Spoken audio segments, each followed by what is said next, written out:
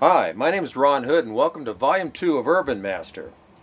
Now in this volume of the UrbanMaster we're going to be discussing topics as they relate to you away from your home.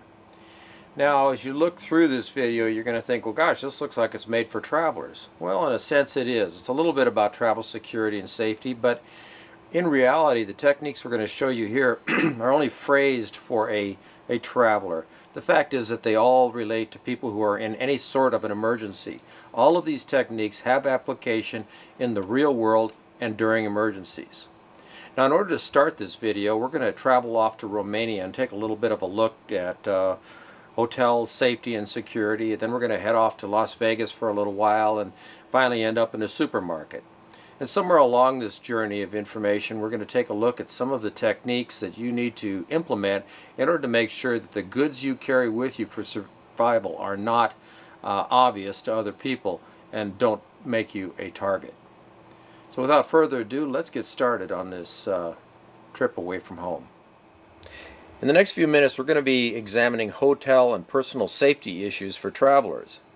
Now in this first sequence we were visiting a friend of ours in Las Vegas, and as the chief of security for a very large hotel there, he suggested to us that maybe it would be good to put together a segment on hotel evacuation. And he went on to say that it's probably one of the most important things that a person should be looking into whenever they're going into a public area. For instance, when you visit another office, or perhaps you go to a restaurant or a theater or anything like that, it's always good to take a look at the alternative exits. The problem, it seems, is that people tend to, by human nature, go out exactly the same entrance that they used coming in. And in 2003 there was a fire in a nightclub in Rhode Island, and in that fire 100 people were killed and another 200 were burned badly. And according to the chief who was there at the time, he says that it's just human nature for people to go out the same exit that they came in. And most of these people were found at the main entrance. And that's the tragedy of it, because there were other entrances that were perfectly open and available to these people, and had they known about it or thought about it, they could have escaped and saved their lives. So let's start it out with a trip to Las Vegas. Whenever you're away from home, either on the road or maybe at work, you want to take a look at the local evacuation plan. Now most hotels and motels and places like that have some sort of an emergency exit plan pasted right on the door.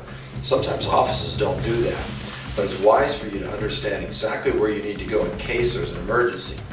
What we always do is, as soon as we walk into our hotel room, we take a look at that thing, and in this case it identifies where we are. And from here we can tell where the different exits are from this building. Now that's not just enough, because sometimes the dimensions of the building don't actually carry forward on this plan. Let me show you what I mean by that.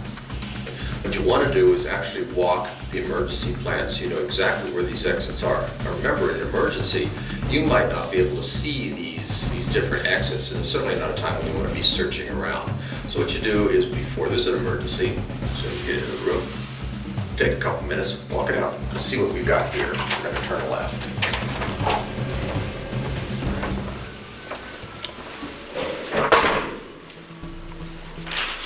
According to the plan, all we do is we follow left here, down the hall to the left. As you go, count the doors on your right. 1. No. 2.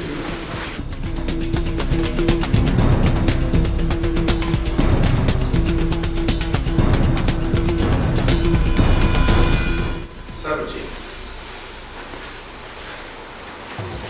Now you see, we've made it to the end of the hall. There were 17 doors and a long walk. If you were in an emergency, there was smoke filling this corridor, and you were crawling, you wouldn't have any sense of how far it was to this exit that's behind me. So you really want to understand exactly what the dimensions are from the plan that you saw on the door in the room. Once you've got that, you won't make the mistake that kills so many people, because if you don't count those doors and you don't know how far it is, you may quit your little travel to the emergency exit and die on your way back to your room. Now this is the exit. The door works just fine. Test the exit to make sure that it opens. And you'll notice that in this hotel, down here below, we've got an exit sign. The reason that sign is down there is because smoke rises. In too many hotels these days, they've got the exit sign high above the door. But you won't be able to see that if this is filled with smoke. If you're crawling down the hallway here, you'll be able to see this even through the smoke. So this is a good hotel with a good safety plan. It only takes a half a second to look around a room you've never been in before and identify the exits. Just 1/2 second. Now if you don't see any alternate exits, guess what? You have a problem. And if you were looking for those alternate exits during an emergency, you'd have a real problem. So be sure that when you enter some sort of a building, look around, find another escape route other than the one that you entered through. Now this goes back to an event that happened in 1997 on the observation deck of the Empire State Building. There was a Palestinian fella who in an act of religious fervor decided that he was going to kill a bunch of tourists on top of this thing. He went up there and he acted a little strangely for a while. He pulled out a pistol and he killed one tourist, injured 6 others, and shot a baby at the same time. Finally he turned the pistol on himself and killed himself. Well, that kind of terrorism is something that's cropping up more and more around the world, and it's something that you have a potential of seeing. You may never see a fire, but it's always possible that you'll be involved in some sort of a terrorist act, and you'll want to know where those exits are. As soon as you see something that looks a little awkward, leave. In fact, on the Empire State Building, there was a family who was up there, saw this man acting strangely, and they headed for the stairs. Not the elevator, but the stairs. They went down one floor and then picked up an elevator and went to the ground floor. They saved themselves from all sorts of horrors, and it was only because they identified a threat before it actually became an incident, and they used the stairs. The United States State Department warns travelers to foreign countries that whenever you check into a foreign hotel, you should request a lower floor and make sure that the exits there are secure, that they're easy to escape through. You see, most foreign countries don't have the stringent hotel safety laws that we have here in the United States. And as a result, they have much higher deaths from fires and smoke inhalation and so forth. In fact, most of these hotels don't have the kinds of bedding, the fireproof bedding and carpets and so forth that we have in the United States. And there's a much higher incidence of smoking in those places. So they do have more hotel tragedies than we have here in the United States. In fact, when we were in Romania filming the section on escaping from a hotel, one of the employees that was working there says, "Well, what are you filming?" And I says, "Well, we're looking into ways to escape from a hotel in case there's an emergency." And she said to me, "Well, you know, you Americans worry about that stuff all the time, and we don't worry about it at all here." It's true. They don't worry about it. So you should.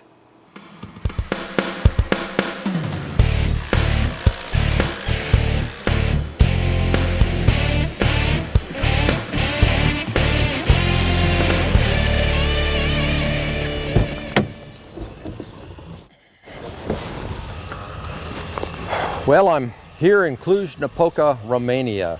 We're in the northern part of Romania, and this area is actually in a bird flu lockdown. So it's something that we're going to have to look into with respect to our personal health and safety. I'm going to be checking into this hotel here, and it's a nice hotel, a nice Romanian hotel. And while we go in, we're going to do something that everybody should do when they enter a hotel, and that's take a look for the potential hazards that exist in that environment that you're going to be sleeping in.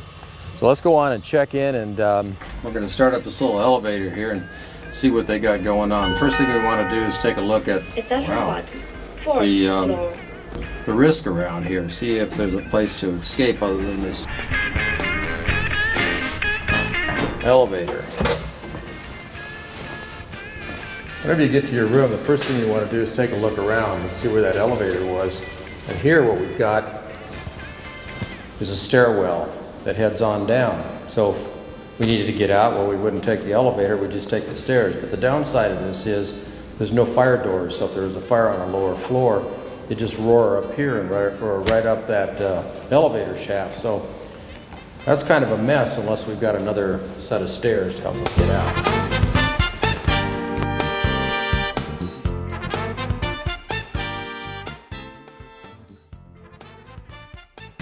Maybe the room has a back entrance.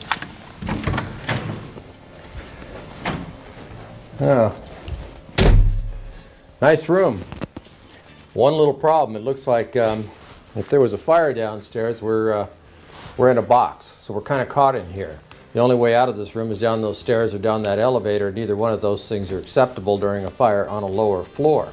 So there's got to be another way to get out of this room, and that's what we're going to take a look at next.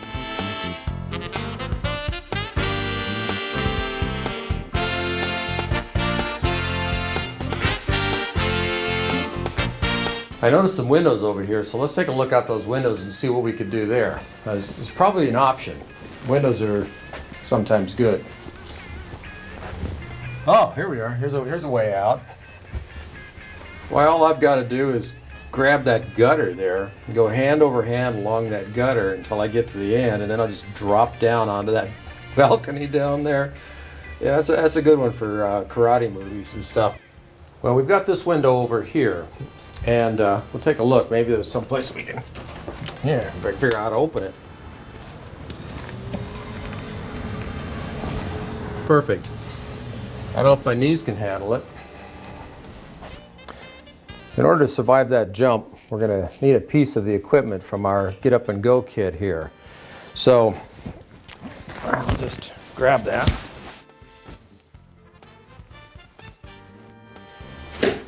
My Get Up and Go kit has everything we need. Right here on top is a critical piece of survival gear. 5.5 millimeters, and in this little pile I've got roughly 200 feet. Now, even though it's only 5 millimeters, this will hold about 4,000 pounds. And the way I've got this put together is in the ladder lace. So what I could do if there was an emergency is I could simply withdraw, if I can get my fingers to work here, the cord from this, and then as I pull, it sprays out 2 lines. Now, since I've got it doubled over, I've only got 100 feet, but that's 10 stories. If I was up 20 stories, I could just go down to a single line. Remember, it will hold 4,000 pounds on each line. So there's plenty of this line here to get down the little 40 feet to the ground. Ta-da-ta-da. Now, when you get to the end, you've got a carabiner. What does this do? Well, this is what you do. Take the carabiner, and you can see right here on my belt I'm wearing one of these little rappelling belts. I always travel with this thing. I can clip into it like so, and I could use that as my rappelling harness so I could get down this building. And the way you handle it is you just go ahead and wrap the cord around the carabiner like that. This is the gate here, and then you clip it in to your belt like this.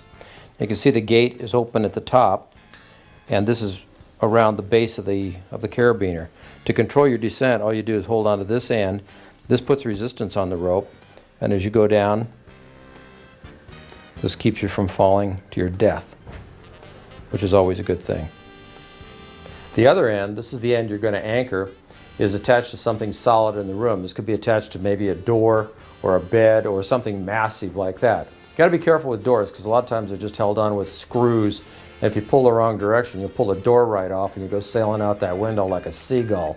So you kind of got to be careful what you're tying it off to. Remember, it's going to take your weight plus a little bit, because each time you take a step down the side of the building, you're going to be putting a little extra stress, more than your weight, on that line. And also be careful wherever this line is going that it's not going over something sharp. You don't want to cut it. One of the other things that I always carry with me is something to help me escape, because see, it's possible that you won't want to rappel out. Maybe that's just smoke coming up that stairwell, so no actual flames or anything, so you can't escape. Well, these little things here, it's called an evacuation hood or a smoke hood, are real handy, and they fold up into almost nothing. They're great to carry with you whenever you're traveling or away from the home, or even in the house, in your bedroom in case there's a fire in there. Now, these particular ones here, these are called Peace of Mind. These things are also good against bacteriological things. So if you're in a state where you've got maybe a pandemic as an example, there's diseases everywhere, or bad smells, or something horrible, well, you could put this thing on, it'll protect you against diseases and all the rest of that kind of stuff for at least 20 minutes. So it gives you a chance. But let me show you how one of these things fits on, because this is a whole head covering thing. There's a real advantage to that, because it does cover your entire skull. And if you've got a beard like I do, why, this thing still gives you good protection. Some of these things are just like little face masks, but this one covers everything, and it'll even work with a kid. Let me show you how it works. It's got a little rubber collar on it. Yeah. Pull. There you go. You just pull it up over your head.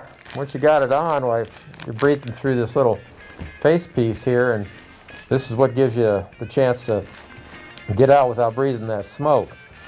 You also have some vision, but as you breathe, you're going to see that it starts to condense a little bit. So that's kind of the downside of it. But the upside is this is a fire-resistant material as well. It's not the kind of plastic that'll melt in the fire and stick to your skin. This is just going to kind of help protect you from the flames, and if there is a little bit of extra heat. But of course, you're going to be crawling close to the floor anyway and taking advantage of whatever atmosphere there still is in wherever it is that you happen to be. Of course, the field expedient for emergencies like that is a good old-fashioned towel.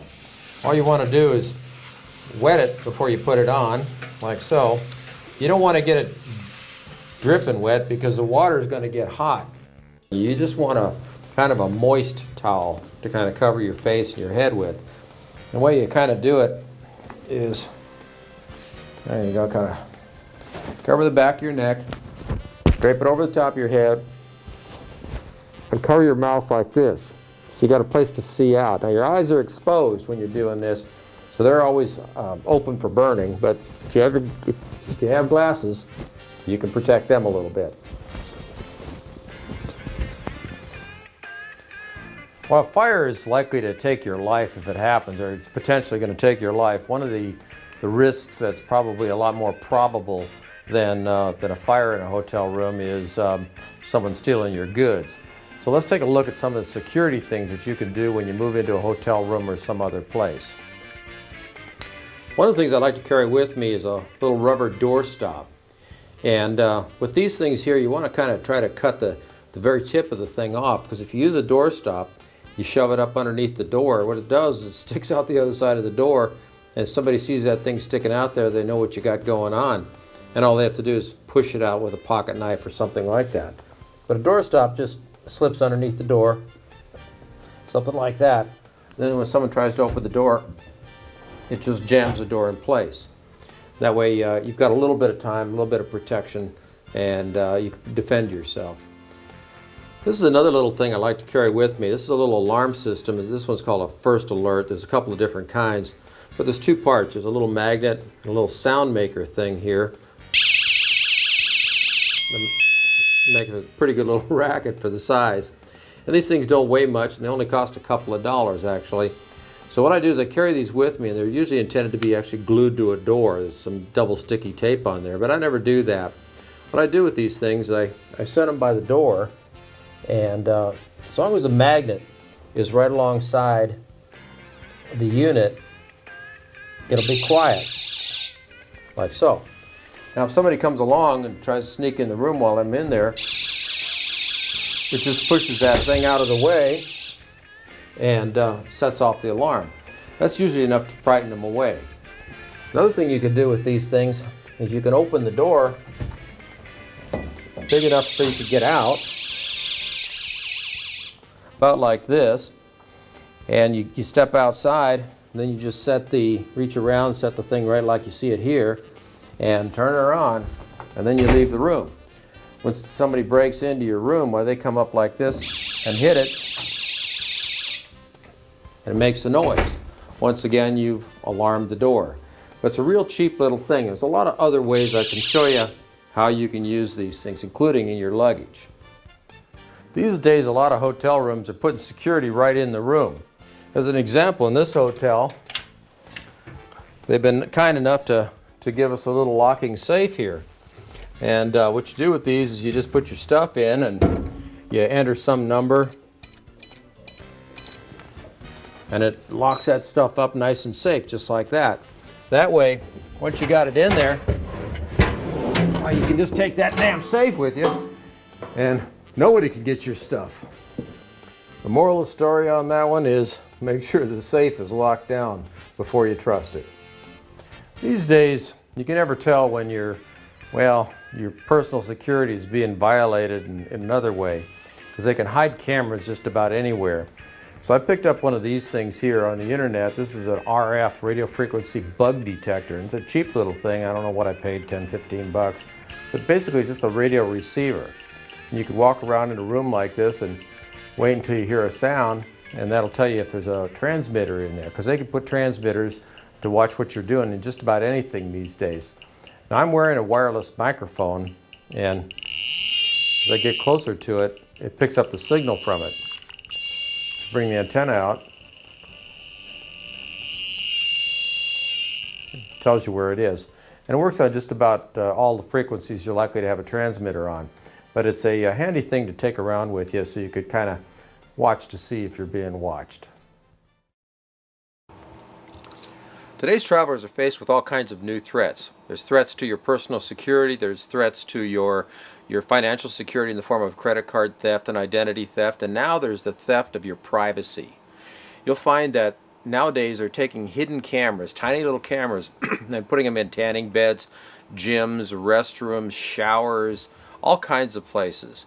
And then this information that's being collected about you as you perform your duties is being transmitted to these sites that are designed for voyeurs all around the world.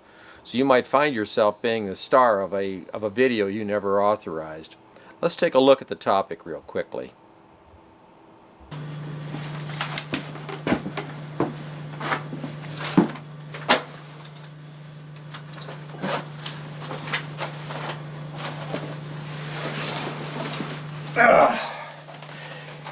Yeah, nothing I like more than taking out a few minutes every day to catch up on world events, relax a little bit.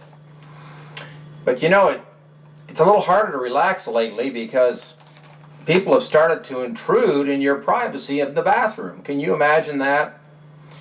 In fact, they're doing it with a whole new technology, and they're called spy cameras, and you can get them on eBay for almost nothing. These things can masquerade as just about anything. They're tiny ones, there's ones that look like, oh, I don't know, smoke detectors. There's even ones that look a little bit like clock radios. In fact, what's that? Let's check this out here. There we go.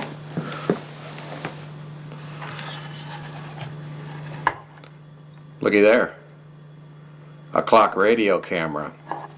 And you know what? It works. You have to learn how to protect yourself from these devices. And I have some devices that'll help me protect myself. Let's take a look at them. Well, there you go. A little clock radio like this can intrude right there in the bathroom, or just about anything else. So you've got to know that might be a threat to your security.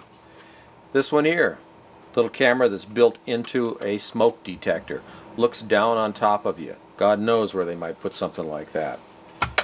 Here's one that's always popular with the news media. It's a camera, and it's built into a hat, and it actually looks through this little tiny hole here, a little tiny pinhole.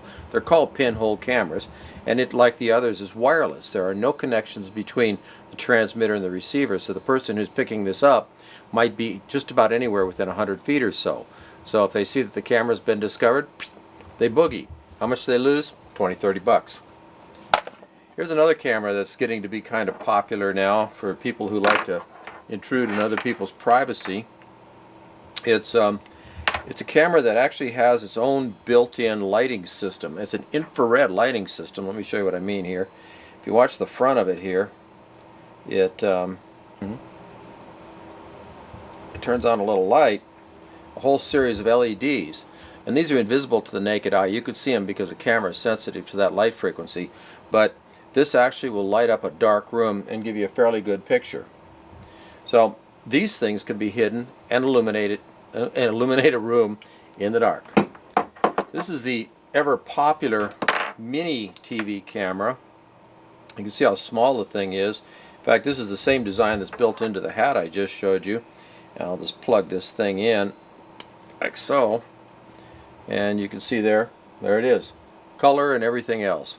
It's a a fairly nice little camera for its size. Range is about 200 feet. Now, what do you do about this? Well, you've got yourself a miniature camera that you may not be able to recognize, because really when these things are installed in some sort of a device, you can't see where the lens is.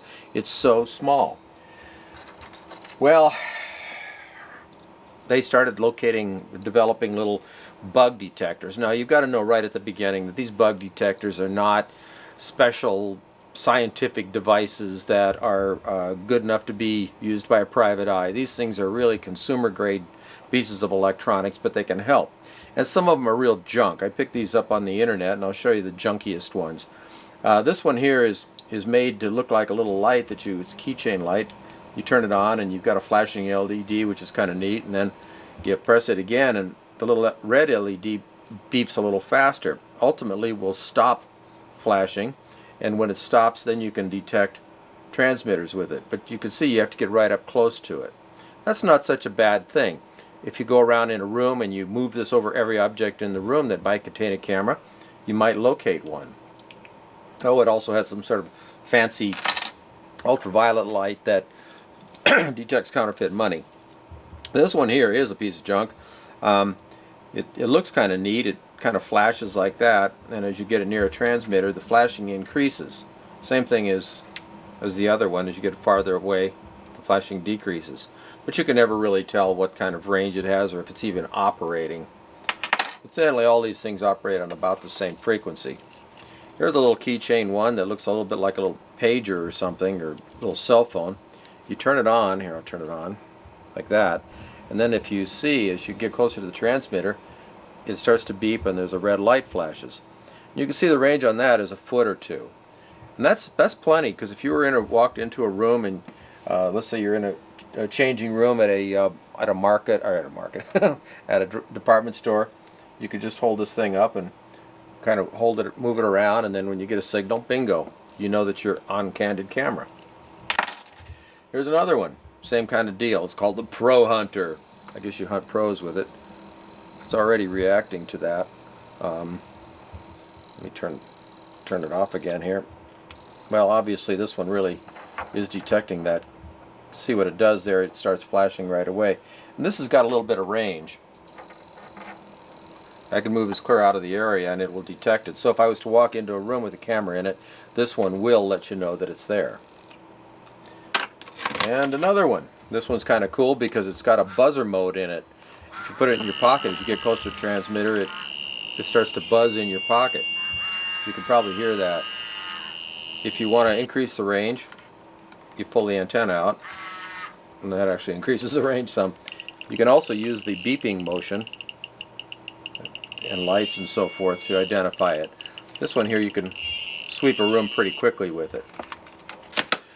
All of these things share one characteristic. They will only detect wireless television and radio transmitters. They will not detect ones that are wired into the system. But we find out that today most of the units that are being used to invade your privacy are indeed wireless ones, like this little tiny thing here. This is what you need to be on the lookout for, and whenever you go someplace, you should have one of these kinds of devices with you, so at least you could scan the room.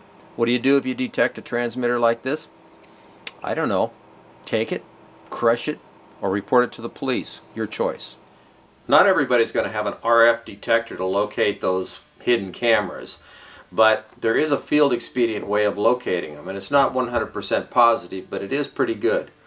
And what it does is it depends on the capability of a lens to reflect back at the topic it's looking at or at the subject it's looking at. And what we do is we point a bright light directly at the lens and see if we can see the reflection. It's a little like red eye when you're taking a photograph of somebody's face and you get that red eye look. Well, that's the light going into their eye and reflecting back out. Camera lenses do the same thing. Let me try to show you with this camera. Now, what you need to know is that your eyes are going to be able to pick up these differences much more easily than the camera can. So we're going to try to make it so you can see the kind of reflection you'll get from the two cameras that are sitting behind me. It starts with a flashlight, either one of these or one of these, a small flashlight that's very, very bright. That's what makes these things reflect. Now, how do you use it? Before I show you, how do you use it? Well, if you think somebody's got a camera in their hat, shine a light right on their hat. See if you get a reflection back. If you do, they got one. If you see some kind of an object in a room that you're concerned about, why, you shine it at all the little spots on that object you're concerned about and see if you get a reflection.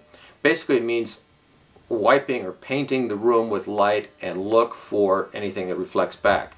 The best place to hold the light is right next to your eyeball like this, so that the light is going out to the lens and coming straight back into your face. So it'd be something like this. You want it as close to your eyes as you possibly can. Some people could probably do it this way in front. But let's give it a try and see what you get.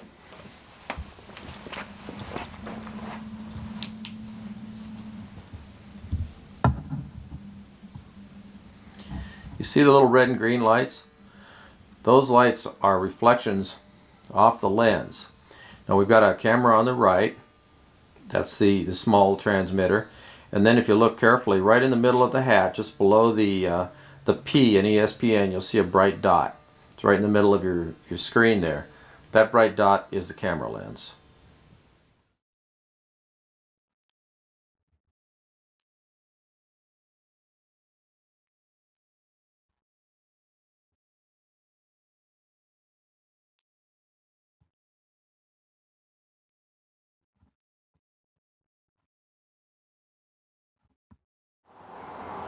Everybody's seen these little cameras here, these little portable DV cameras, and you enjoy them on vacations and things like that. Nobody really gives them a second thought.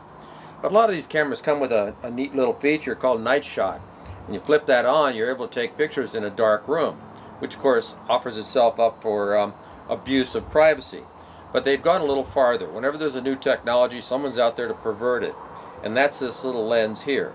It doesn't actually look like it transmits much light, but it only transmits infrared. When you screw it on the front of this, turn on your night shot, and point it at somebody in a wet bathing suit, the clothing disappears. They actually call them X-ray cameras. So you can literally take pictures of somebody in the nude while they're wearing something, as long as that clothing is wet. And that's what I want to warn you about. If you go to a pool or the beach or something and someone's got a little dark lens on the front of their camera, they're looking through your clothes, and it's time to have a talking to that person. So one more thing to watch out for: X-ray cameras. When I first arrived in country, I heard the news that the bird flu was on the loose. Now, I always take some kind of precautions for colds and viruses and those kinds of things whenever I'm traveling on public transportation, and airlines are particularly bad that way. You know, everybody's in there coughing and sneezing, and the air gets recycled. You never know when you're going to catch something. So I do things to make sure that I've got a better chance of not catching something. Now, these same precautions I take on airlines or trains or whatever are the kinds of things that are going to help you in case of a bird flu outbreak. Now, let's take a look at what exactly it is that I carry with me, and of course, it was really important to me during this trip to Romania.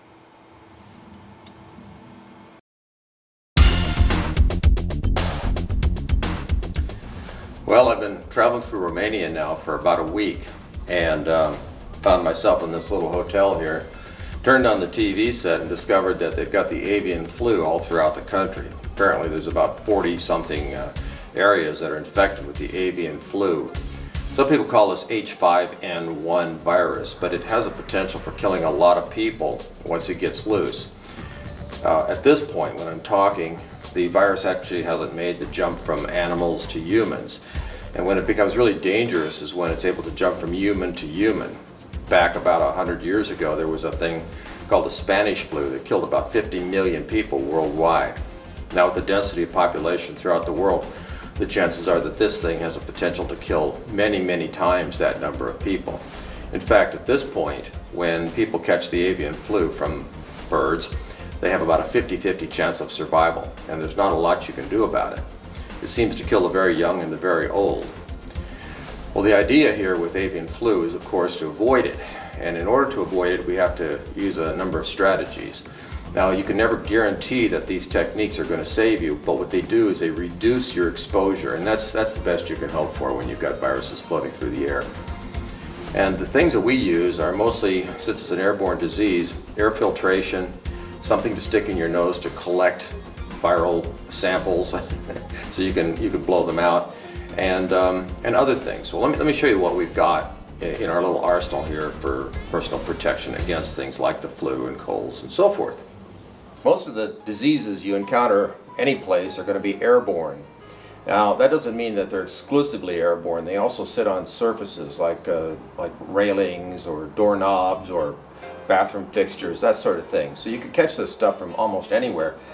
And the way to, of course, avoid catching it is to avoid contact with it or avoid breathing. Now, breathing is a violation of one of your basic needs. So if you are breathing, and hopefully that's the case, then you're going to need something to protect yourself from the dirty air. Now, in the case of the N5 or the H5N1 virus, the avian flu, one of the things that's being recommended is a mask like this. It's just called the N95. It's like in November 95. And you can buy these things at hardware stores. They have a little valve in the front that allows you to breathe out, and then the air is filtered through this material here. And this actually pulls out the viral particles. And it doesn't actually clean out the viruses. Let me explain that. The virus is attached to dust particles and things of that sort, larger things. This is what pulls those particles out of the air. The virus itself really doesn't float around very much. But you just wear one of these things around, and you'll see these things just about everywhere where there's some kind of a pollution, a spill or whatever, and they just sit on your face like that. There's little straps that wrap it around the back of your head. But they're inexpensive. You could buy these things in bulk from medical supply houses, and I don't know what they actually cost, but they're less than $1 a piece. And they're only good, though, for a little while. You can't use them for day after day after day. Generally, what you do is use them for a day or so, and then when you take it off, you throw it away, because now it's contaminated. It's got all of that stuff that's been filtered out right on the surface of the filter itself. So I usually carry a couple of these with me, and I hope I don't need them here, but if I do, if I see this thing's moving over to humans, I'm going to start wearing that thing around. It's also a good idea if you've got a cold or the flu to wear one of those, so if you cough or something, you don't kick this stuff out into the air where other people who are not protected could catch it. Good idea to have some of those in your travel bag. Now, the ultimate on the air filtration is something like this Peace of Mind. It's actually an evacuation hood. You pull this over your head, and it gives you full head protection, and it gives you very, very good protection from viruses. It also, of course, filters out smoke and those sorts of things, and you'll learn more about this in this video. We always carry one of these things with us and fold it up. They're quite small and portable. But I usually toss one in my travel gear.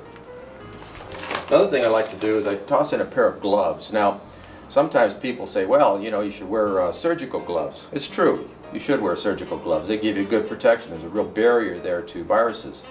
But you look stupid. I mean, you're walking around with a mask on your face and surgical gloves, and you're going to look kind of stupid. If you're just trying to blend in, a pair of something like this works best. They're just a little black cloth glove.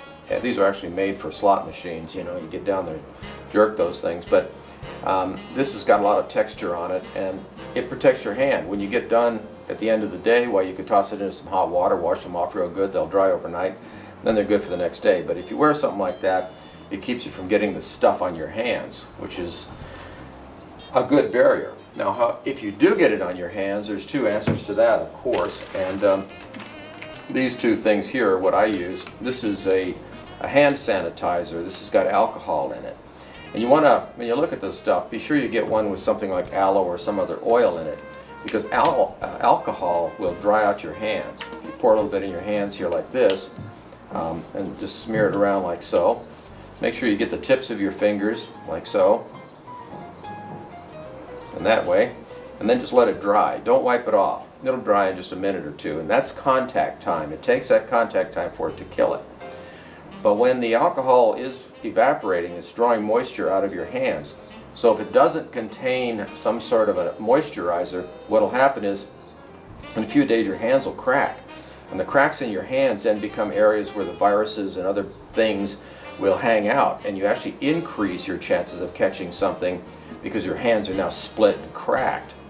So, and the skin, of course, is a huge barrier from disease. But be sure you've got something in there as a lubricant, lanolin. There's a lot of different things they put in it, but I love that stuff. Another thing I always carry with me are these little wipes. Everybody's seen these things here, and they're good for wiping off your face and making yourself feel refreshed. And also, when you come to countries that that are maybe not on the regular route for travelers, you'll run into some toilet paper that you could probably use to finish a speedboat with. You know, that stuff's kind of scratchy. And these things here are handy. You get about 20 wipes out of each one of these, and that's generally enough to get you through some kind of emergency. But I always carry this stuff in there. It doesn't take up a lot of space. One of these packages on a week-long trip is usually enough to get me through. And again, you can wipe your hands, wipe your face. Remember, those airborne particles could be landing up here on your forehead. And if you go like this, just wipe that off. You clean them off, fold this thing up, throw it away, wash your hands or clean them with your alcohol scrub. Those then become contaminated. Now, another thing that I carry with me, and this is kind of an odd little trick, but I carry along some Q-tips. And the idea behind the Q-tips is that anything that stops a few of these diseases is a good thing. Now, you could use Vaseline for what I'm going to show you, or you could use anything else. If you got something that really stinks, you could use Vicks, Vapor Rub, one of those. But you put something that's got an oil in it. I'm using, in this case, a body lotion that I picked up at a hotel. And you put it inside your nose. Now, Vaseline works better. But what it does is it covers the inside of your nose with a sticky substance. And the sticky substance then will collect the viruses and diseases and so forth, and then you blow your nose and you blow all this stuff out. So if you're in an area, you got people sneezing and coughing around, you whip out your Vaseline, shove some up in your nostrils, and bingo, you're on your way. I also use Neosporin, which of course is an antibiotic. Sometimes you'll find people that have other things that are airborne, and you can throw some Neosporin up in your nose and that helps filter it. And that's really the purpose of the nose, is to filter junk out of the air. They make special things. This is called Zicam. This is a cold remedy, and it's got zinc in it and some other stuff, and you squirt it up into your nostrils, and it seeps down into your throat. And this stuff, for me anyway, has really shortened the length of a cold. If I squirt that in there just after I get the first symptoms, why it tends to go away. But if you squirt it in before you catch anything, these bugs and what have you fall up, go up into your nostrils and disappear. The top of the line unit for me is, when I'm traveling, is this little gadget here. And this is a little ionizer. Now, I throw the switch on it, and there's a little high energy device in here that tosses out ions, and it basically is a portable air purifier with no moving parts. And what it does is it kicks out negative ions. Now, this is not ozone. This thing has been tested in 1,000 different ways, and you're not getting ozone out of it, so it's not dangerous to you, and it doesn't irritate your eyes or your throat. But what it does do is it charges the items in the air and causes them to fall out of the air or stick to your clothes or something like that. But you wear it right around your neck like this, and I can actually feel a little air coming off of this thing. That air is pretty well purified, and because of the intensity of it, it tends to kill things like viruses, and it's pretty effective at that. It's well tested, and I like it. Now, there are some units that you could buy on the internet for 20 bucks that will cause you all kinds of grief because they just put out ozone, and that is not good for you. But this is an ionizer.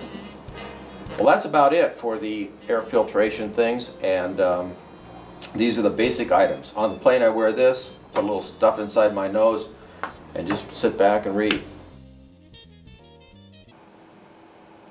One of the topics that comes up all the time on the internet and in other places is, how am I supposed to carry the gear I need for emergencies? Well, I've got a lot of different answers for that, but the easiest one that I've come up with, and the one that works best, is something that I refer to as chameleon gear. It's a way of carrying the equipment you need for emergencies and not attract attention. Let's take a look at a little bit of video and understand a bit more about what exactly chameleon gear is.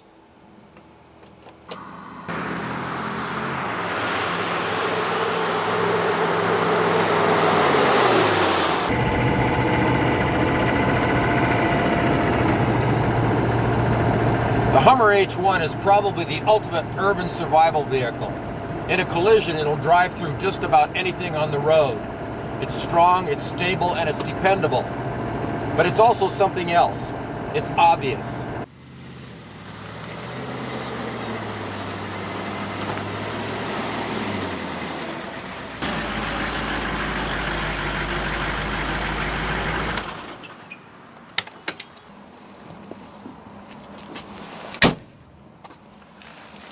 Years ago I realized that it's better to be a chameleon than to stand out. And this applies to the vehicles as well as the personal gear that you're carrying in case of an emergency.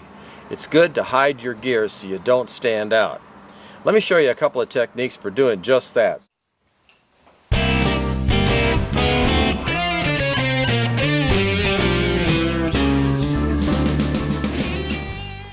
Let's talk about that chameleon gear here. See what we can find out. Now, in order to show you what I got to show you,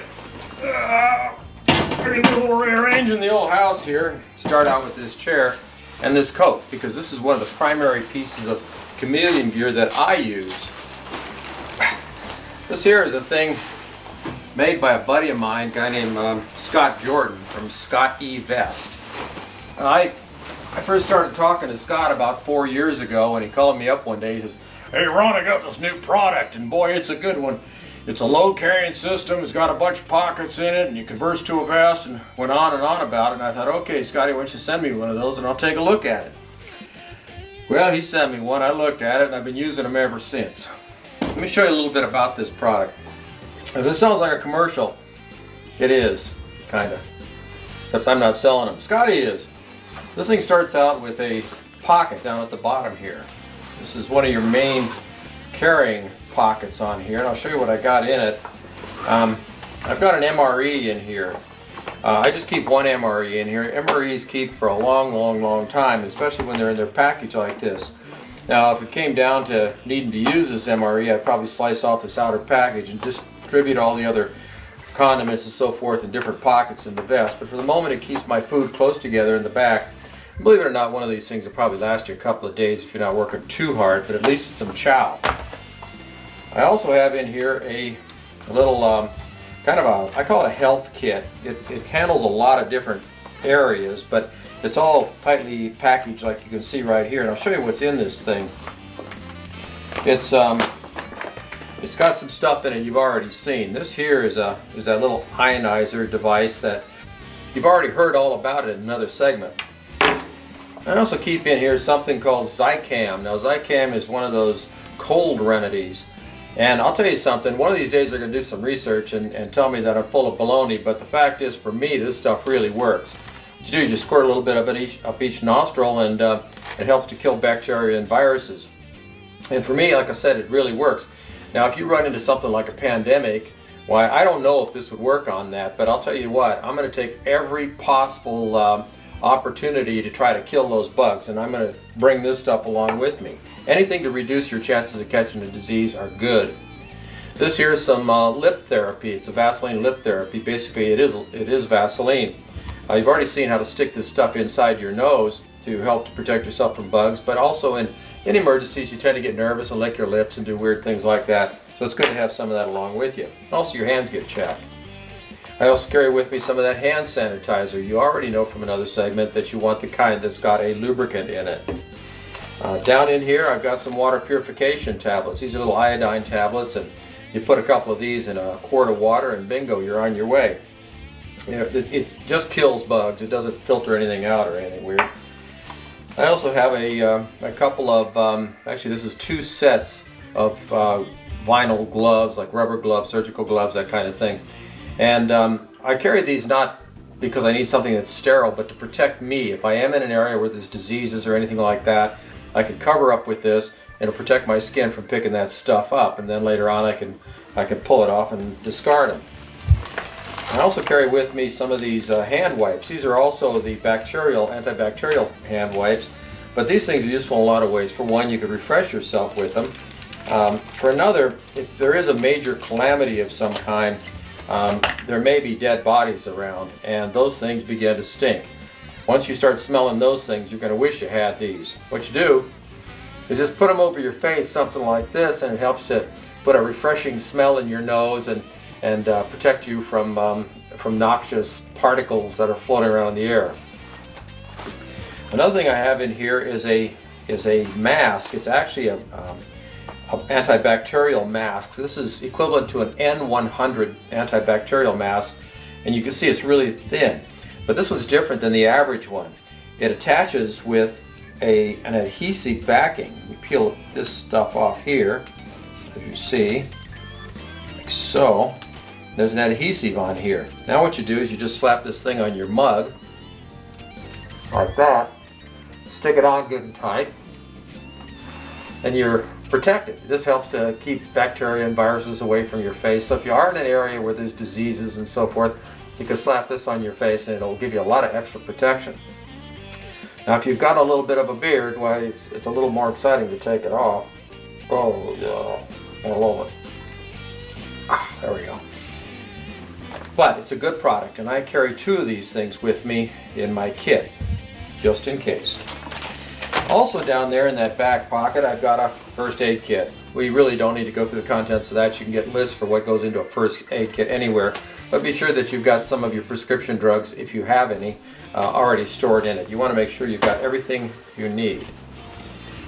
I also have in here a couple of trash bags and another small bag. The trash bags are in there for shelter and whatever other uses you might find for them. But it's always good to have a little plastic with you to keep the rain off your shoulders and so forth. Let's see what else we got in here. Well, we've also got this. We've got a water bladder here. This thing is 100 ounces of water. Now in an emergency, you'd rush right out and try to fill this thing up. Hopefully you'll have a place that you can do that. If you have some warning that there's an emergency coming, you grab it, pull it out, fill it up, and you're on your way. Now this bladder just sits down inside the back and is carried very nicely and supported by a little strap. But the nozzle for it comes out up here by your neck in a standard, the standard way that you would use one of these things. So the water is right there, easy for you to reach, and you got your little nipple there to get the water out of. So that's just one of the pockets on the ScottEVest. Now, I should mention right off that there's probably close to 30 pockets on here. I never really did get a full count. But out here on the sleeve, you can see I've got a little pocket. I keep my knives out on the ends of my sleeves where they're really easy to get at. This knife here is a little a Swiss Army knife. It's a model called the rucksack model, which I use. It's a locking blade. You see it locks in position like so. It's got a can opener and a screwdriver and various other things. It also has a little doodad here to remove some corks from a wine bottle if you get the need for some wine to make your mood happier. A little flashlight here to light the way, another can opener, a little fire starting tool, and a knife sharpener. That's all on that one little doodad. Over on the other side, in the sleeve again, I have another knife. Now, it's nice to have a couple of different knives. Neither one of these knives are particularly threatening. That's one thing I try to stay away from. If someone stops me, I have utility knives. They can be used for defense. This one here has a little sharp blade on it, as you can see. It'll snap out with your finger. It also has, in the back, a fire starting tool. So with a couple of strokes like that, you can get yourself a fire started. Another thing that it has, which I think is kind of interesting, is a whistle. There it is. So you can whistle for help. I guess you can call taxis with it too. But that's a handy little knife, and I keep that with me. Again, it's not particularly threatening, and if you're carrying one around with you, they're not going to go, "Oh, you got a knife, let's arrest that guy." Now we got some other odds and ends in here.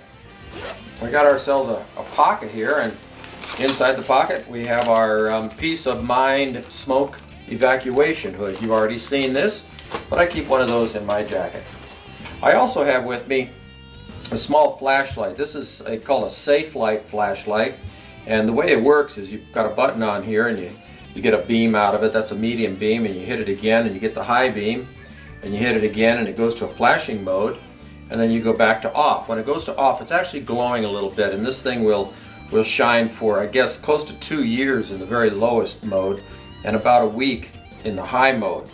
Now what I like about this is that it has two things that you'll possibly find use for. This is a magnet, so you can clip it onto something that's steel or iron, and it'll stay, so it'll point at what you're working on. Another thing you can do with it is, if you've got a hat like this, a bill cap, you just slip it on your head like this, and I find the button here. Well, it's around here somewhere. There it is. What you've got now is a little headlamp, so you can move your hands around, control things, and the light is controlled by the hat. So it's a kind of a build hat or a bill hat, tractor, all kinds of stuff. Great little flashlight, works on a single 9-volt battery. Let's see here.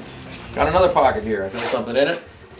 This is something that that you need to kind of be sure you've got along with you, at least a leather glove. You want a good, durable leather glove. If there's a calamity of some kind, you're probably going to have broken glass and other stuff around, and those little rubber gloves aren't going to give you any protection at all. A good, solid leather glove will give you some protection from glass and what have you.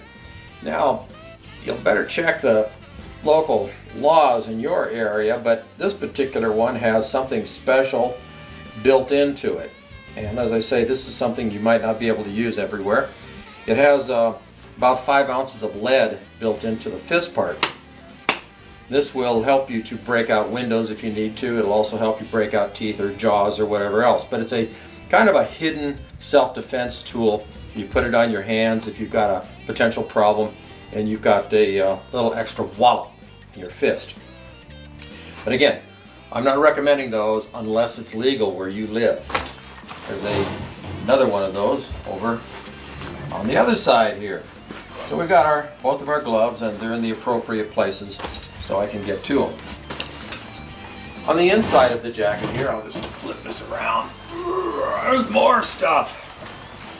The chameleon gear allows you to hide things really well. Down here I've got a little package, and in the package is a small AM FM radio. This little radio here will let me listen in on emergency broadcasts and that sort of thing. It might be that I'm someplace and I'm on foot and I don't know what roads are open, I don't know where the trouble spots are. This will help me to avoid those things, know about them and avoid them. Now, since it has a speaker on it, you might find at some point that you actually don't want someone else to know that you're listening in on the news, or they're going to stop and say, "What's going on?" So I also keep in with it an earphone. That way I can listen to this information on my own, not attract attention, and I know exactly where to go, what to do, at least whatever the news media is saying. And you know they're going to be all over it, whatever happens. Another thing I keep in here is a small camera. That may seem like a weird thing to have, but over the years I've learned these things are handy in a lot of different ways. I picked this little thing up on eBay. It's not a really high-tech camera. It's just really small. And I keep this in here in case, well, let's say there's a traffic collision or something and I'm involved in. I can get out, take pictures of the site. I can take pictures of any skid marks, whatever it is. At least I've got some way of recording things. Also, if there's a major catastrophe, you could put that information right here on this, and it's possible that later on, at some point, you could take these photographs, take it from the street, and sell them and recover some of your losses. But it's always handy to have a little camera like that with you. And since I didn't pay very much for it on eBay, why, if I lose it, it's a big deal. So I've got that. Other thing I keep with me. Now I'm listening to that radio broadcast, and it says on 5th Street and Burgundy, why you got this trouble and that big fire, whatever. Well, I've got a map. I keep a map with me. Now, the map that's in here is from Romania. As you already know, I was in Romania filming some of this video, and I needed to be able to get around. Now, if I'm someplace in Romania and some trouble pops up someplace, I don't know how to get anywhere because I don't know any of the roads. And actually, that's true with anybody who lives here in the United States. If you're in a big city, you probably don't know all the roads in your city. And if you hear that there's a problem in some specific area, you're going to want to find a route that gets you out of that area, and the map is the only way to do it. So be sure you've got a map of your local area. And when I was in Romania, this is the local area. So you got that. Let's see what else we got here. You can see all the pockets here, here. There's a couple of them up above here. And something I ought to tell you about too on these vests is everything is connected in one way or another. There's little channels, tubes to run wiring in here, so if you've got an iPod or something, you can listen in. I carry cord with me, lots of cord. You never know when you're going to need a piece of cord, and if you got it and you need it, you're cool. If you need it and you don't got it, you're not cool, you're in trouble. So I carry some of that stuff with me. And let's see, also up here, let's see, on the back side, incidentally, you might say, "Well, that guy's fumbling with that thing. He can't find what he put in it." The fact is that when you're when you're out there and you're using this vest, it won't take you long to learn where everything is as long as you put it back in the same place. Now when I'm wearing this jacket, I know exactly where it is and I could reach it and get it out in a moment. But when I've got it sitting up on a chair, it's a little harder for me to find everything. This is a pair of clear glasses, plastic lenses, and they're, I have a very slight prescription on here, but I buy these things at the drugstore. They cost me like 10 bucks or something like that, and I keep a spare pair in here. If I lose my glasses and I need them to look at the map or whatever, I've got my glasses right there. And I don't have to go rumbling around in some rubble looking for the ones that I brought with me. I've always got a pair and I know where they are. Another thing, if you don't have a prescription, if you've got regular good old eyes, one of these pair of glasses like this without a prescription is a good thing to have because it will protect your eyes from debris and other stuff. So it's a good idea to have some kind of protection for your eyes. If you lose your eyes, you're dead. Well, that is pretty much it for the ScottEVest. Now I can do a lot more with the ScottEVest. I could have filled it up to the point where I could barely carry it, and all I would look like is a guy that's a little bit overweight. But it's a good vest, and oh, forgot. Look here. Okay, all these features. It's also got a hood built in. So I can reach down in here and pull out the hood. There it is right there. So I can protect my head from rain. Anyway, that's part of the ScottEVest. Let me show you a couple more things. The utility of the ScottEVest isn't limited to just the jacket. Let me show you what I mean by that. They also offer a fleece liner that zips right onto the inside. Now I've used this fleece liner inside this jacket in 10-degree weather and felt perfectly comfortable. And with the fleece liner, it's the same kind of deal as you saw with the jacket itself. It's got lots of pockets in it. Indeed, it's got this great big long one right in the back here to carry your water. So you can carry extra water in here, or you can just migrate your water from the container it's in on your jacket into this, and you've got some protection. But there's something about both the jacket and the fleece liner that is really special. And this is why they call it the ScottEVest. Down in the armpit area here, we have a zipper. There it is right there. And just this fast, we convert this thing from a simple jacket to a vest. Now, if it's warm out, you can still wear the thing, you can still carry your gear, you can still look like you're just one of the other refugees wandering through the streets, and you can stay cool. If it gets really hot, you can take off your shirt. But it's really a well-ventilated jacket. If you wanted to get more ventilation, you open this up, and it allows air to circulate through the mesh in the back. But the sleeves zip off on both the jacket and on the fleece liner, which is a really cool thing. Then you have a fleece liner vest, you've got a fleece jacket, you've got a jacket, and you've got a vest. It's a lot of stuff for one little piece of gear that you can easily carry into an office building or a school or something like that, and not attract a lot of attention from your compatriots, your office workers and friends and associates. There's a couple other things that I ought to show you too about this chameleon gear. A couple other pieces of clothing. After Scott completed the ScottEVest, why he decided that he wanted to branch out into a pair of pants, and so he put his mind to work and he came up with these here. They look like a standard pair of pants, but they have some features. These are features that I really appreciate as a traveler.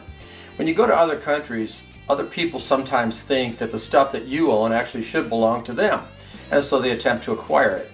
And one way that they do that is in bus stations, in train stations, and in airports, you'll find pickpockets. And these guys will reach down into your pocket after they do something to attract your attention and snatch your goods. Well, these pants here pretty much stop that business. What they've got is they've got a pair of pockets like this. There's actually two pockets I'll show you in a second here. There's a regular pocket that you reach right into in a normal way where you keep some change and the keys or whatever else. And then, lying right up against the side of it, you can see here there's two layers of fabric. They're held together by a little magnet. Kind of snaps it together like that. This is a second pocket that rides in front of the first pocket. And this pocket goes all the way down into your leg, like that. It's a great big thing. It'll hold your Palm Pilot, it'll hold your comm gear, whatever, your radio, your walkie-talkies, whatever. keep it all down inside there. Let me show you the size of this pocket. Here it is here. Great big thing, goes all the way down in here. And like I say, you can put all kinds of gear down there, including your passport. It's really well protected. Because if they want to get in here, they're going to not only have to reach in here, but they're going to have to separate the two pockets and then reach way down in, and if you don't notice that, you deserve to have your goods stolen. Another thing, the other side has the same kind of pocket. So you've got two of these great big pockets down there. And because these pants are, well, they're kind of loose, it doesn't print, it doesn't show on the outside that you've got these things full. I'm sure if you put two baseballs in each side, you'd be able to see it. But the fact is, with the normal stuff that a person carries when they're traveling, it doesn't show. And it's very, very comfortable on an airplane. Very, very well made pair of pants. And again, ScottEVest quality tells you that when you get it, you got the best. There's another company who makes some gear that I use as chameleon gear because it just has that feature. I don't understand what their purpose for it is, but let me explain. I'm wearing one right here. This is called a 511 shirt. They call it a tactical shirt. But you can see here that it's got some pockets on the front. Now, if I go like this, a hidden pocket opens up, I reach in, and there's my cell phone. On the other side, I reach in, and here's my passport. Now, you probably didn't notice these things were in there because stuff doesn't print. It doesn't kind of show that it's in there to anybody looking at it from the outside. But if somebody wants to steal my passport, they're going to have to know the pocket is here, and they're going to have to get in right next to my chest to get it. That makes it really handy. So this is one of their products, but they've got another one that I like too. This is another piece of gear that 511 makes. It's just a raincoat. It's a comfortable raincoat, and I think it looks pretty good. When you take it off, like so, it doesn't have all the features that the ScottEVest has, believe me, but it has a whole area in here that's devoted to pockets. And if you look closely here, you'll see that we've got a couple of big expansion type pockets here that'll hold a cell phone or whatever else you want to put in there. Another zippered pocket up at the top, and then in the front, another one of those hidden pockets that actually goes all the way down in here. So it has this entire area, I don't know if you can see this, goes out here like that, is available for storing goods. So you can put in things like MREs or whatever else you want into this little pocket.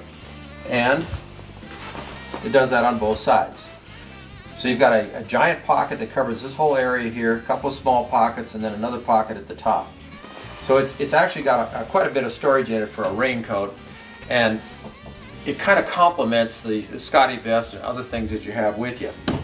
But I recommend this thing here. If you watch for them, you'll see them on sale from time to time to save yourself some money. Well, I've pretty well peeled down now, except there's still more left.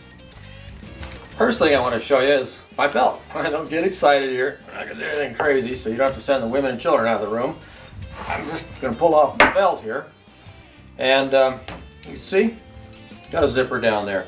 This is something that's been around since the beginning of time, I think, and it's just something that kind of disappeared from view, and it's a good thing. This is just a money belt.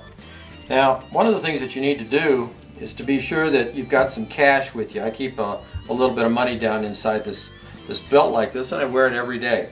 You see, if there is some sort of a major catastrophe, chances are your credit cards aren't going to work. So right after the catastrophe, you can run down to a 7-Eleven, you can say, hey, I need some bottled water to fill up my water sack, and I need a couple extra bottles, and I need some Twinkies, and all that kind of stuff. If your credit card doesn't work, that guy's going to toss you right out on your ear. But if you got that cash with you, you're in good shape.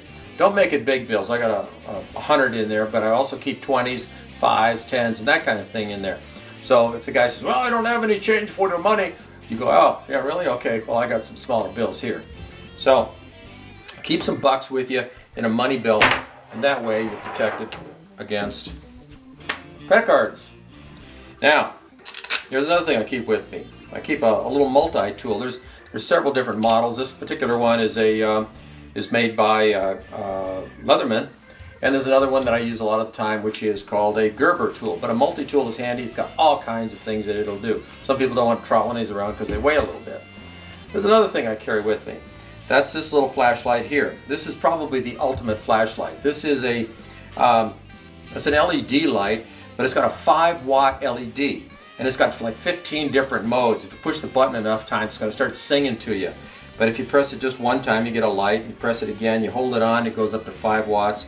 Let it go, it drops back down to a lower light level, and press it again, it goes off. But you can control the levels and so forth. It's a fantastic little light. It burns for about 30 hours on the low setting, which is really bright, and on the high setting it's as bright as any tactical light I've ever seen. So I really like these lights. Expensive, but worth every dollar. Well, there you go. That's chameleon gear. That's the way you hide your goods so other people don't see them and don't try to take them from you.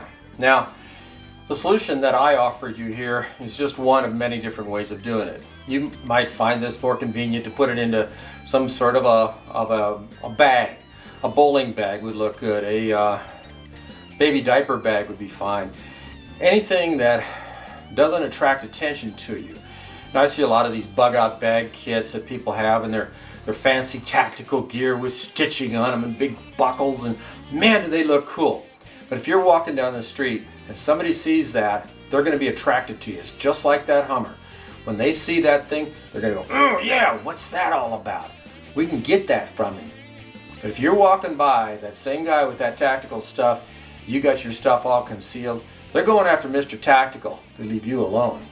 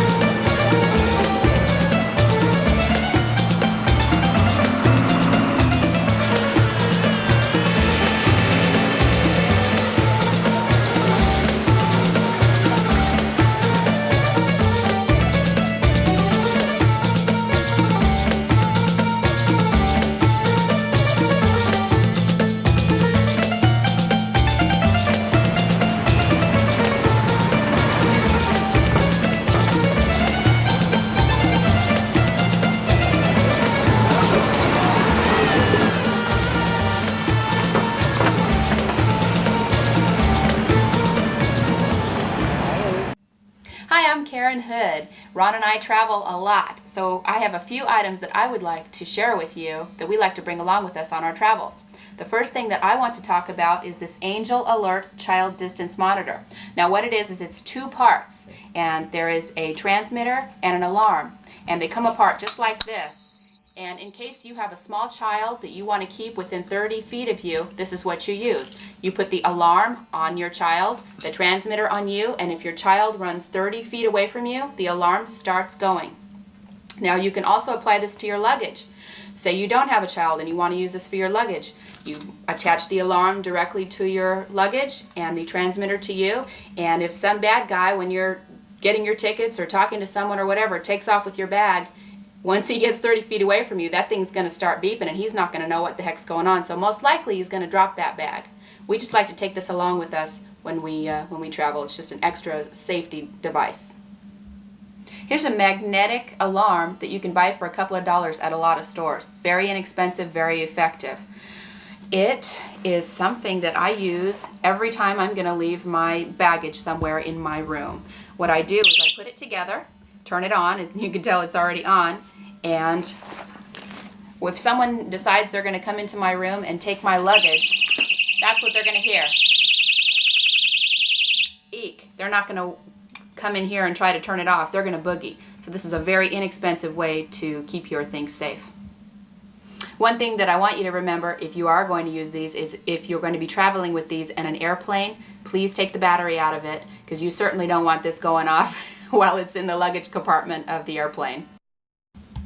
This is a neat little item that Ron and I like to use. It's a TSA approved lock. Now these TSA approved locks are the only locks that you're allowed to have on your luggage nowadays. And what's really cool about it is it has a special key in the bottom here that only TSA approved employees can get into.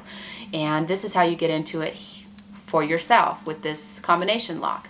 Now this helps the TSA people to be able to open up your luggage and inspect it, but keeps the non-TSA approved people out of your bags, like baggage handlers, things like that. Keeps your things more safe. As women, we face a few special survival challenges. Come along with me for a ride and I'll show you some tips. When you're traveling in city streets, try to stay on the inside lane. Statistically, more people are carjacked when they stay in the outside lane. So whenever possible, stay on the inside lane.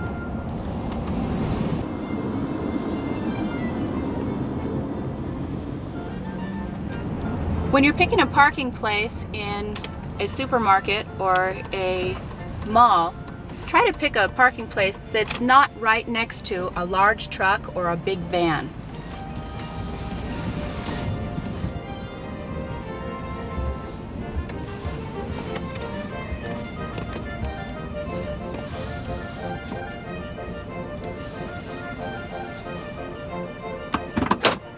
If you park next to other cars, be sure to check to your left and to your right, always. If there's someone else in those cars, they could be laying in wait to take your goods. So the best thing for you to do is to find another parking place where there are cars that don't have anybody inside of them. Try to get a cart that's already out in the parking lot. That way you already know it rolls, and if someone comes up to you in the parking lot that you don't like, you can always put this in between you and them as a precaution. The other thing that's really cool about this, take your purse. These are not always just for babies. Hook your purse onto this and be sure your purse is closed. That way no one can just take off with your purse without getting stuck to this. If you're in the parking lot and you notice that someone is checking you out and watching where you're going, look them right in the face deliberately, like you're memorizing their face, and then get out of there. So they know that you've seen their face. You're not a victim. You're not going to look away. Look them right in the face. Delicious green salad. Place tomatoes, green peppers, and cucumbers on a bed of fresh red bread, hearts of romaine, and finish it all. When you're shopping, you tend to get distracted. I mean, if you're like me, you tend to get distracted. It's a good idea every once in a while to look around just to see if someone's following you and see what everybody else is doing. Just stay aware. When you leave the supermarket, be sure your keys are already in hand. You don't want to be fumbling in the middle of the parking lot. Also, you need to look at your car. My car's that black Suburban down there. I want to look and see if there's been any action around there, if there's anybody looking at what I'm doing or waiting for me.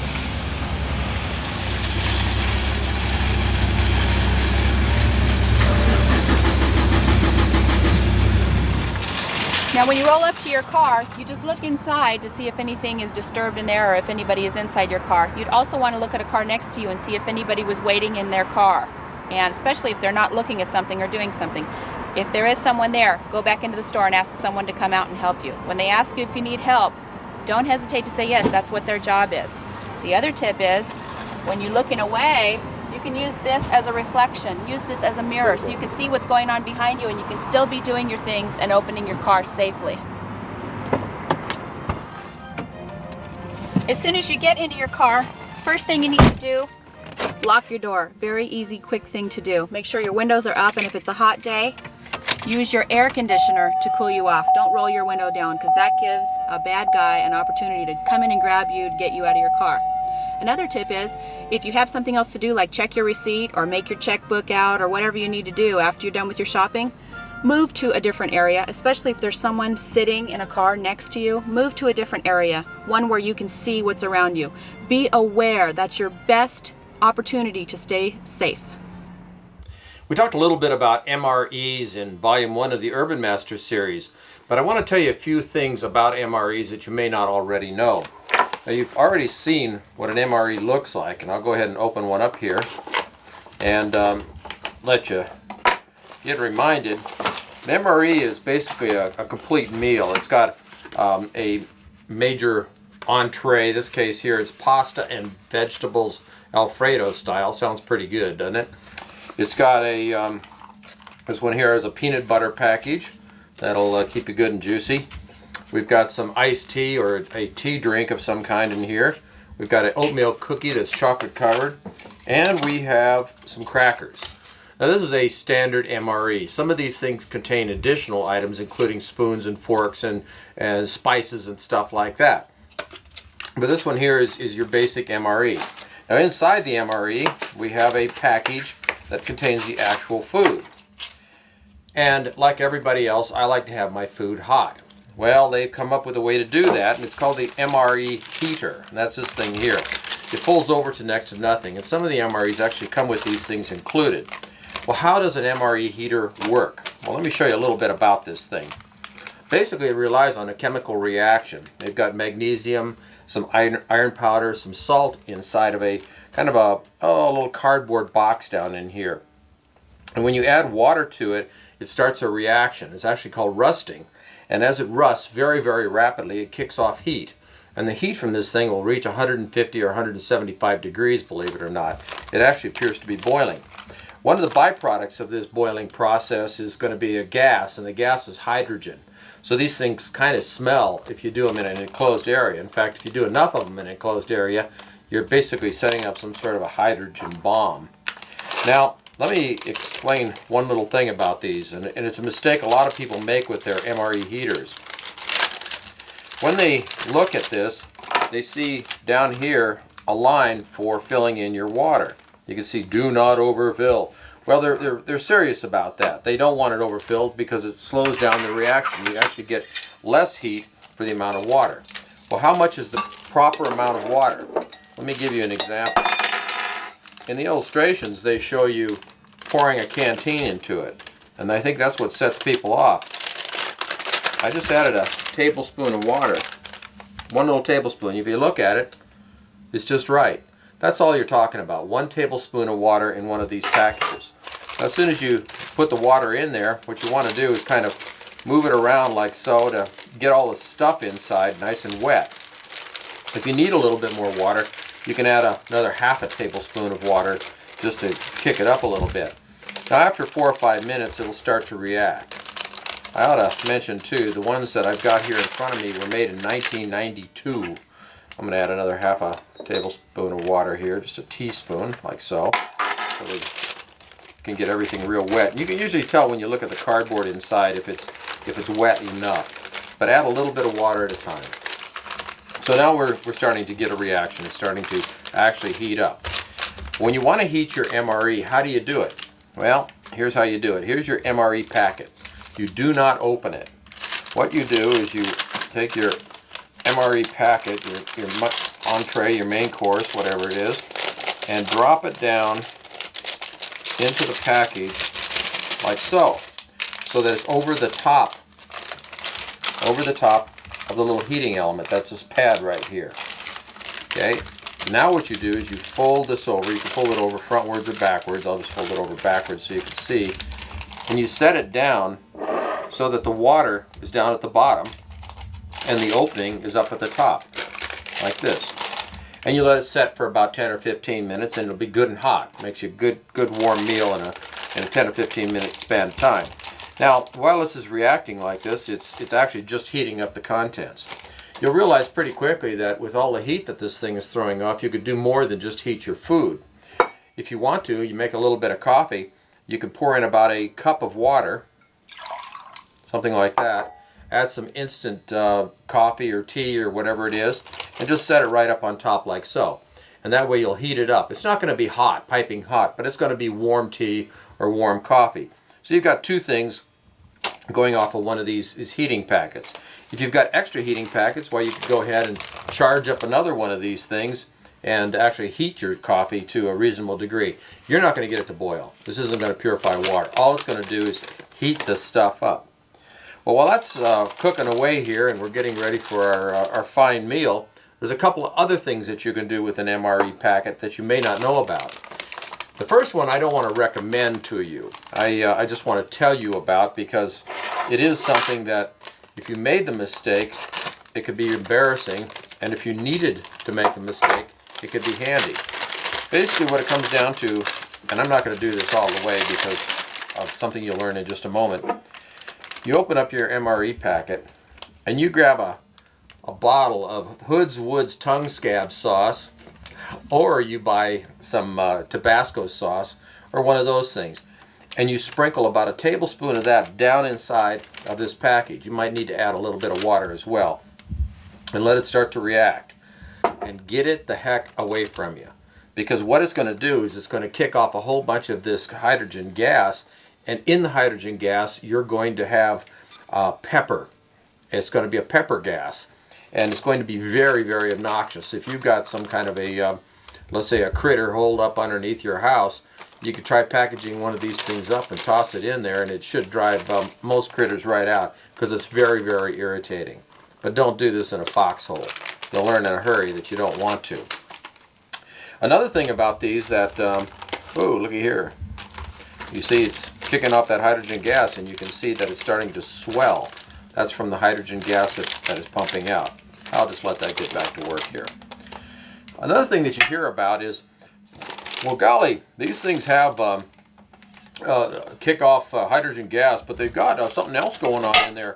They have a powder in them, and they're magnesium and they're iron, and if you're not careful, why, they'll just burst into flames. Well, let me show you something here. I'm going to go ahead and put some of this powder in a pile. This is the powder from the MRE here. Here, I'll set it like that so you can see it. About like this. I don't want to hurt myself. That's the powder from the MRE heater. Does it burn? That's the question. Let's find out. Huh. It doesn't burn. You see, it's hooked up with salts, and the salts keep it from burning. You can't get it to that space. If you toss it in a fire, sure, it'll burn. It'll burn like any other thing that might burn. But it's not going to just spontaneously detonate. And some people have suggested that it will do that. There's something else that might be useful to know. What I'm going to do now is I'm going to take this one. It's like Mr. Wizard's laboratory, isn't it? And I'm going to add a little bit of water to it. I'm going to put in about a tablespoon. Maybe I'll put in 2 tablespoons this time, because we actually want gas. And we're going to let this sit for a few minutes and react. Now I'll mix it around like I said before. And after it's done that, we're going to come back and see something interesting. Something that you can do with this if you have an emergency. While that's doing its thing, let's go back to this one. Looky here. This is nice and swollen now. That's the gas that's going to be coming off. It's not necessary to worry about venting it. It's not going to detonate. It's not going to raise enough pressure to actually go off.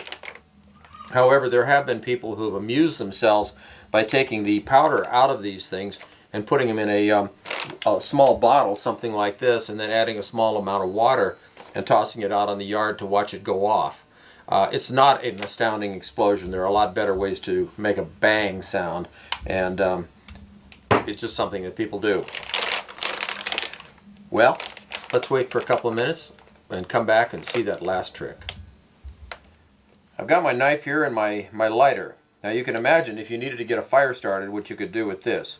I'll just poke a hole in here and light the hydrogen gas. There it is there. So the hydrogen gas is burning. Now the heat from the hydrogen gas will start to touch off the plastic around the outside. So you can use one of these things as a way to start a fire. It's probably an inappropriate use for it, but it does give you a little bit of a extended flame to get some wet wood going. Well, that's about it. I guess it's time for me to dive into a nice hot thing of, what am I cooking here? Alfredo. See you on the other side. Welcome to the other side. I think it's time for chow. So I'm going to reach in here and grab my MRE and pull it out. Now the first thing you'll notice when you get it out is that it's covered with this powder. The powder is actually not toxic. It's kind of the same stuff that you'd find in things that help you go to the bathroom. It might give you diarrhea if you eat a bunch of it, but I usually just wipe it off. Now something else that the MRE people did is they put little notches in the side so you could just tear it off like that and get at your food. Well, it's a long ways down in there. I use one of these spoons here, and I'm going to show you a couple of things here. This spoon is an old military surplus stainless steel spoon, and you get these things at surplus stores and so forth. I love this spoon. It's big enough to dig it into a hole. It's also large enough to get a whole lot of food. If somebody says, "You want to share some food?" you say, "Yeah," and you bring your own spoon. This baby will give you a mouthful. What I like to do with the MREs, though, is instead of cutting it open at on the ends that you see here like that and reach down in there, I like to go ahead and just slice them off lengthwise so my bowl isn't quite so deep. And there it is there. Now I can get at my chow nice and easy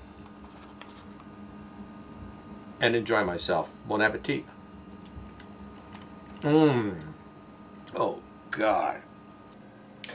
Well, let's take out a few minutes to talk about the bug out bag. Now the bug out bag is your major survival kit in case of an emergency.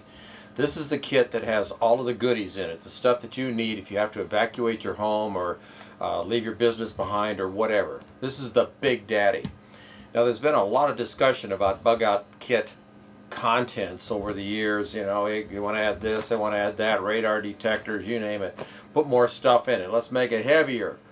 Well, I've got mine here, and it's about as heavy as I want to deal with. In fact, it's a little bit too heavy to put in a backpack, but you might want to modify yours. A couple of things about these kits. The contents of the kit are determined by your location and the weather. It's going to change. If you're in the middle of the winter in the Northwest, you're probably going to want to carry something different than the guys that are down in New Mexico. So it has to represent your environment. Now this particular kit is built into a rolling piece of luggage. I've got wheels on one end so I can pick it up and just roll it where I want to go. If I need to pick it up and carry it as a pack, I can use these straps that are here and kind of sling it over my back that way and pack it around. But the idea is to not need to do that. Roll it someplace, get where you're going, and be comfortable. Well, let's quit talking about the carrying system and talk a little bit about what goes into one of these things. Now remember, this is going to be controlled by wherever you are and your own personal needs. And I'm not going to do an exhaustive detailed description of each item because you've already seen most of these things in other parts of this video. In here, in the top section, I have mainly food and support equipment. So I've got a set of goggles here. These are like dust goggles, and I keep them sealed up so they won't get scratched, but they're impact resistant and they'll protect me from dust and debris and that sort of thing. Keep a pair of those in there. Those cost about $3 at a little store, hardware store. I also have a package with all kinds of important documents in it. These are photocopies of deeds, of our insurance papers, birth certificates, the kinds of things that you'll need to recover with after some kind of an emergency. If your house burns down during a forest fire, the documents are in here, and bingo, I've got what I need. I'm not going to lose it. Once I pick this kit up, I'm set to go. I've got a set of those little beeper alarms that you've seen, those little magnetic alarms. These make good perimeter alarms and so forth. You could hang these from things, whatever. If you're out walking around and you find a place to camp and you're afraid someone might take your stuff, a couple of these babies. That'll give you some protection. I've got some cordage in here. This is for hanging shelter and so forth. You've already seen the same kind of cordage in another section of our video. Good strong stuff. Got a couple 100 feet of that in there, along with a carabiner. A dust mask or a face mask to protect yourself from contagions and other things. There's other copies of this you've seen already in my other gear, my little shoulder bag and my chameleon gear. So I've got several of those. I've got something to wipe up with. That doubles as toilet paper. A large spoon. I've also got odds and ends here. A metal cup. And a metal cup is an essential thing because you could cook in it. I've got a flashlight. We use these little lights, paddle type lights here because they have so many different functions and the battery never seems to go out on them. I've got a cup, something to eat out of. I've got something to eat with, a flashlight to illuminate it. This is called a P38 can opener, useful in the military. It'll open up all kinds of cans. A general purpose pocket knife with a saw can opener, blade, and so forth. Something to wash my hands with, some Dial hand soap stuff. Little fire starting pocket knife so I can start a fire if I need to, and I can cut with it. So I've got those odds and ends. A hat. This hat covers the back of my neck. This is obviously made for warmer weather, but if it was really cold out, I'd replace this with something a little bit more insulating, something that's got some more protection. I've got a first aid kit in here. This is a larger first aid kit. It's got medications, the kinds of medications that I might need, medications for the rest of the family. And remember, the rest of your family is each going to have a kit similar to this. Maybe not all the same stuff in it, but it's going to have all of the support gear they need. They'll have a miniature survival kit in it and something to eat out of as well. This is a poncho. This is for rainproofing myself, protecting my equipment. Bad weather, I can make it into a shelter by stretching it out with the rope. I could turn it into like a little tent. So I've got a poncho in there. This is a water purifier. You may not be able to carry enough water. Now if there was an emergency, I'd toss in a few bottles of water and I'd be on my way. But if I run across a swimming pool someplace and I want to drink that water, why, this water purifier here would help me to refill those little one pint bottles that I'll be tossing in here when the emergency happens. I've got a big pack of batteries. These are the same batteries I use in all the equipment I've got. They're AA batteries. These are all alkaline, and they make great trade items as well as helping to make everything else I've got work. I've got food, canned food. Canned food because it's already in a container. All you have to do is heat the stuff up and eat it. So I've got a couple of cans of regular food. Actually, I think there's 3 of them in here, 3 nights. And I've got a couple of little cans of these are mandarin peaches here, something sweet to get you going. Get up in the morning, have a can of this, and in the evening when you settle down, you have your other cans. I've also got one of the MREs, the ever-present MREs, because it's got all kinds of good stuff in it. So I've got enough chow there for probably 3 days. I won't be eating like a king, but I will be eating. A change of clothing. These are sturdy pants, heavy-duty pants, heavy-duty shirt, and all of that kind of good stuff. I've also got the essential thing. You got some bad food, you don't like the flavor, make it really good. Some hot sauce or Tabasco sauce or something like that will make that chow go down. Down here on the end, this thing opens up, and a couple of really important pieces of gear that a lot of people don't think about. A pair of sturdy shoes. Now what if you're caught with your socks on or something like that, and you go, oh my God, you grab your kit, you run outside, and there you are. Now you're still walking around barefoot, and you're not going to get very far. So a pair of heavy-duty shoes, something that will protect your feet from broken glass and all that other stuff should the situation be really terrifying. But you'll need a pair of boots. I also keep in here sleeping gear. Now you could switch this out for blankets if you want, but I keep a sleeping bag in here, and we like to use the hollow fill or synthetic type bags because when they get wet they're still warm, but it stuffs right down into the thing, and I've got a piece of sleeping gear. Now you might say, well, what do you sleep on top of? What do you do for insulation under you? Well, old cardboard boxes, things like that will give you good insulation underneath. They're not comfortable, but they work. You can also sleep on top of your pack. So this thing here is going to make it possible for me to sleep. So that is basically the top portion of this thing. Now these bags open up like so, and this is where you get into the stuff that people really like to hear about, and I don't know why, but this is where it is. Now I'll go through this thing a little bit at a time, and I try to keep it neat so it's protected. This radio here is one of those kinds of radios that you crank like that. I thought you were going as an astronaut. Not for me, for the dog. And it starts making all kinds of noise. It's got a radio, AM, FM, and 2 bands of shortwave built into it. It also has a little light on the end here that in some manner you flick on after you charge it up by cranking it for a little while. But something else I like about this one, and I got it at Radio Shack, is it comes with these cables. They plug right into the back here. It's a USB port. When you plug it in, you can take one of these cables and it plugs into your cell phone, so you could charge your cell phone or other items right off the crank on the side. So it's got a lot of different uses. It also runs off a set of batteries if you want to toss those in.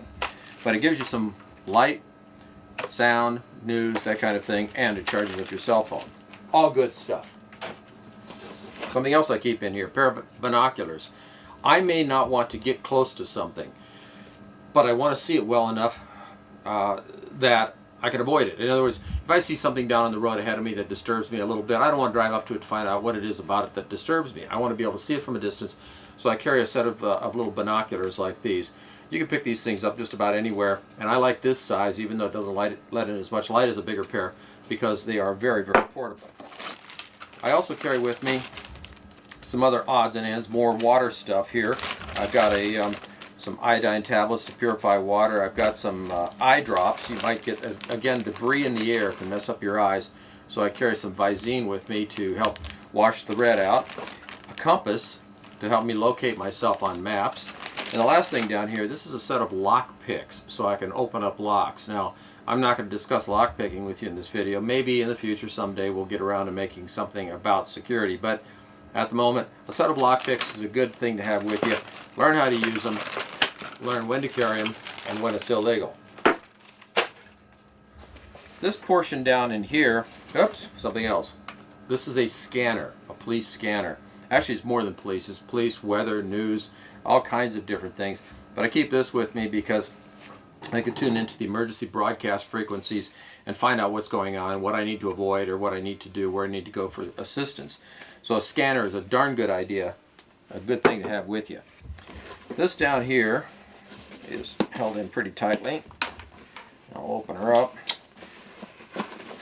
What we have here is weapons and communications. Now, people's choices about weapons vary. Some people like a certain kind of firearm. Some people don't like them at all, but I've got a few in here and I'll show you what I carry. Before I get to that, a good sturdy knife. You need a good solid knife that's going to stand up to abuse. I also carry a second small knife for utility purposes. This one here is a neck knife, just hangs around your neck, or it clips right on your belt. I also carry with me one of these things. It's called an asp. It's a little club. Now, if there's wild dogs running around and they're biting at your ankles, one of these things will do a good job driving them away. In a big emergency like a heavy earthquake or something, there will be dogs running around. We've learned that lesson many, many times. I also carry with me a big thing of, this is tear gas, but this is made for bears. You can see it's a large container. It's bear repellent, they call it, but you squirt this stuff in an attacker's face and it'll definitely change his day. So I carry a big bottle of that around with me, and rather than using lethal force, this thing here's a good start. I also carry with me a couple of radios for communications. We got the family, somebody's off doing something, someone else is off another place, you've got radio communications between the two of you. You also have the opportunity, because these radios are so common, FRS and GMRS radios, they're so common, you'll be able to communicate with other people who might be able to help you and work together as a survival group. So I carry those with me. I'm a big proponent of the 45 automatic, so I carry a 45 automatic. This one here is a P14, carries 14 rounds in the magazine, one in the chamber. So I've got a little bit of shooting there. I'll put that over here. I also carry with me my old 1911, and this here is a good shooter as well. But I carry a couple of little handguns like this because I happen to like the 45 caliber. A couple of guns, lots of ammunition. Ammunition is carried in another container. 22 ammunition. I carry something to put all of these in, a carry system of some sort for all of the firearms. One of the things that Karen likes, she likes wheel guns. This is a wheel gun here, a revolver some people call them. This is a lightweight 38, it's 5-shot. So Karen likes this little thing, and we can just tuck that right down in here, and this is a little ankle holster for it. So you can carry that around. Very, very lightweight, good shooter. She's good with it, knows what to do with it. I also carry with me a 22. This is a little Ruger 22, and you can see it's got a rail on the top. That's for a scope. I could shoot it either open, sighted, or with a scope on it. This is for, again, dogs or getting meat from wild game and so forth. But a 22 is a very, very handy cartridge. Not really a self-defense cartridge, but it does the job on small game. And it doesn't make a lot of noise. More ammunition, magazines, and that sort of thing. On the 38, just a couple of quick thoughts. We carry Glazer ammunition, which is relatively deadly. It's effective ammunition, so we've got 4 rounds of that. And the first round in there is a load of snake shot. You know that in most cases when you're in a firefight, it happens up close. One load of this snake shot in somebody's face is going to change their day. And that gives you a chance for another second shot. Something else I should probably mention, about the 38 that seemed to dance out of my mind. This is a double action, meaning you just pull the trigger. You don't have to cock it first. You just pull the trigger and it will shoot. Makes it very, very easy. You don't have to be a mechanical genius to work one of these things. So we like the double action revolvers for Karen. The thing that it's all laying on here is a piece of heavy-duty Cordura with a felt lining. I call it a sniper mat. It's not just that. It's also good for laying down on the ground when you're sleeping. So you lay this thing out. It's about 6 feet long, 5 feet wide, and it gives you a pad to lay down on to help keep the moisture from getting up to your body. Something else that that we carry with us doesn't fit in there. For a long gun, I use the 12-gauge shotgun. It's a good weapon. This is a very, very inexpensive one I picked up at a pawn shop. 12-gauge, semi-automatic, and it carries about 5 rounds, and it'll do the job. I mean, it definitely is a talker when you need some talking done. I don't believe in carrying a lot of heavy-duty rifles with me because they're just so damn obvious. And some old sporting gun like this doesn't attract the kind of attention that maybe an AR or another weapon of that sort would attract. In that, I have several different kinds of cartridges available. I've got a number 4 buckshot, which I've found over the years has been a very effective room cleaning kind of round. It'll take down most animals at a close range. Some double-aught buckshot, which is definitely going to knock the socks off of something, and a few slugs. I carry about 5 slugs with me. These will probably knock the motor out of a motorcycle, but they're good heavy rounds for penetrating things. So with the 12-gauge shotgun, I've got something that can take down large game, or I can use it for self-defense. And that is basically it for my bug-out bag. Any questions?